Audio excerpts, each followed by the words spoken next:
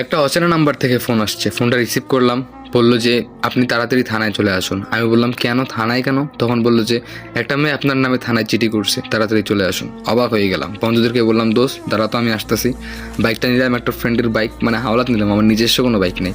তারপরে থানায় গেলাম। থানায় যাওয়ার সঙ্গে সঙ্গে আমি বললাম যে কিসের চিঠি আর কে চিঠি করছে? তখন পুলিশ দেখাই দিল যে ওই মেয়েটা। তারপরে ওইদিকে তাকালাম, সেই মেয়েটাকে আমি কোনোদিনও দেখিনি। সত্যি কথা, সেই মেয়েটাকে আমি কোনোদিনও দেখিনি। আর এই মেয়ে আমার নামে চিঠি করবে মানে?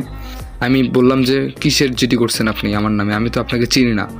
তখন মেয়েটা কোনো কথা বললো না। তারপরে দেখলাম যে আমার নামে ইফটিজিং, মানে ইফটিজিংয়ের চিঠি করছে।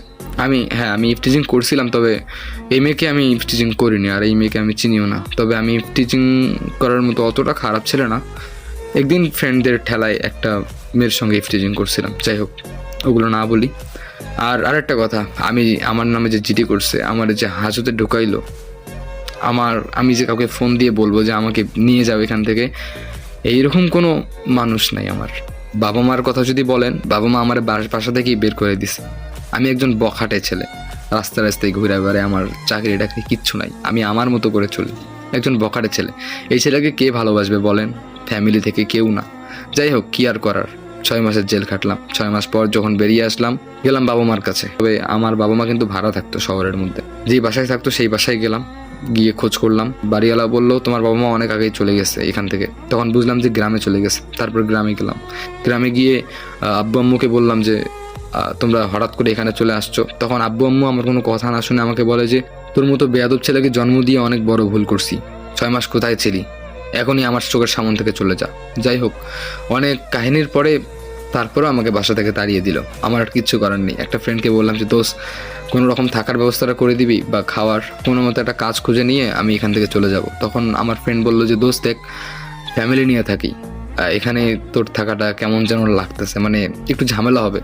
হায় রে আফসোস, যে ফ্রেন্ডের জন্য ইফটিজিং করলাম, জেল কাটলাম, আজকে সেই ফ্রেন্ডই আমাকে চিনতেছে না। কি আর করার, ভাগ্য দোষ। তারপরে ওখান থেকে চলে গেলাম। বিকাশের মধ্যে 500 টাকা ছিল, খুব ক্ষুধা লাগছে, টাকাটা বের করলাম। টাকাটা বের করে কোনো রকম করে দিনটা পার করলাম।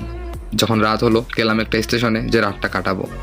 ঘুম তো ধরে না, তবে সকালবেলা হঠাৎ করে বিকাশের মধ্যে একটা মেসেজ আসলো, ইউ হ্যাভ রিসিভ মানি 10,000 টাকা। 10,000 টাকা কি যেন আমাকে পাঠাইছে। সঙ্গে সঙ্গে নাম্বারে ফোন করলাম, ধরলো একটা এজেন্ট, মানে একটা এজেন্ট নাম্বার থেকে টাকাটা পাঠানো হয়েছে। আমি বললাম 10,000 টাকা এই নাম্বারে পাঠাইছেন আপনি, টাকাটা কে দিছে আপনাকে? তখন বললো যে ভাইয়া আমাদের তো এজেন্ট নাম্বার, আমরা তো অত খোঁজ খবর রাখি না যে কে দিল, তবে আমাকে টাকা পাঠাতে বলছে, আমি টাকা পাঠাইছি। আমি বললাম যে ওটা কোন জায়গা? তারপরে আমাকে লোকেশনটা বললো। এরপরে সঙ্গে সঙ্গে আমি চলে গেলাম ওই লোকেশনে খোঁজ করার জন্য। তারপরে দোকানদারের সঙ্গে দেখা করলাম। দোকানদারের সঙ্গে দেখা করার পরে বললাম যে প্লিজ এখন একটু বলেন আমি সেই ছেলে যাকে আপনি 10,000 টাকা পাঠাইছেন। তো এখন কথা হচ্ছে যে আপনাকে কে 10,000 টাকা দিছে, মানে আমি দোকানদারকে বললাম। দোকানদার বললো যে একটা মেয়ে। আমি অবাক হয়ে গেলাম, কিরে ভাই, আমার মতো একটা বখাটে ছেলেকে নিজের বাবা মাও ভালোবাসে না, আর সেখানে একটা মেয়ে 10,000 টাকা পাঠালো, কিছুই বুঝলাম না।